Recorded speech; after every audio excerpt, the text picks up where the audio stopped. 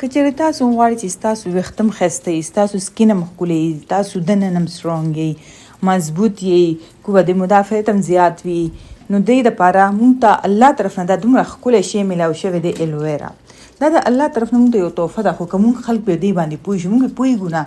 چې یو شی چې هر شي دپاره ښه نو هغې کې خامخا فایده ده که نه. لکه زمونږه نو دلته ما غټې غټې پتې واغستې، ما ووینځلې، ښه صفا مې وینځلې، بیا هغې نه ما سرونه بیا کټ که او لکۍ مې ونه کټ که. سرونه ونه دویم ځلي خامخا کټ کوئ، او چې کله دا تاسو روم شو کوئ نو دې کې یو زهریله مادې اتې نه وبهیږي زیړه،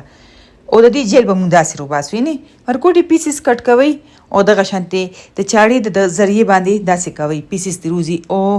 کانټې والا چې کومه چمچ یي چې پکې رګړاو کوي هغې باندې هم روځي، خو لکه دا ډېره ایزي طریقه ده. نو چې کوم د دې دا پوستکی دا به مونږ نه لړه کوو، دا داسې تاسو لاسونو باندې یو 5 منټ مساج وکړئ، ستاسو لاسونه به داسې سافټ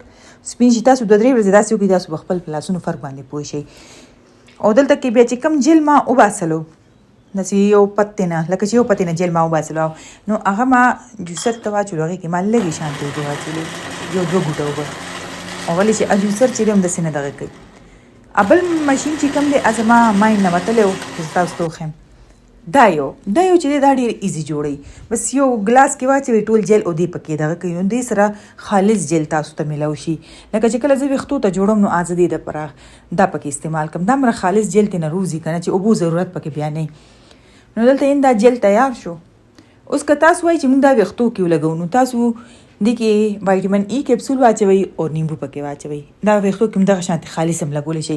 که تاسو ته دا نه سوټ کوي نو تاسو پکې لږ شانتې ماسته څو چمچې ایډ کوئ او وایټامین ای پکې ایډ کوئ، بیا خو به داسې زبردست او لاجواز ماسک د ویښتو دپاره جوړ شي که نه. دغه شانتې سکین دپاره هم ډېر جوړېږي، قسمه قسمه جوړېږي، لکه لږ شانتې دا واخلئ یو چمچ بیسن پکې واچوئ، وایټامین ای او نیمبو واچوئ، دا په مخ لګولی شئ. نو فایدې ډېرې دي. زه خو چې دی کله هم دا استعمالوم، داسې خالص استعمالوم، لکه څکلو دپاره چې کپ ته یې واچومه، وګورئ کپ کې لږې شانتې اوبه دي، هغې کې ما دا واچولو، نو زه بس د ما دپاره دا صحیح دی، زه دا داسې څکلی شم. ولې چې زه وایم چې مخکې داسې ترخې دوایانې وې د جسم دانو دپاره به وې، مخکې خو دومره علاجونه نه وو، خلکو به استعمالولو تراخه تراخه جړي بوټي هم به وو، نو موږ دا ولې نشي استعمالولی، دا خو دومره تریخ هم نه وي،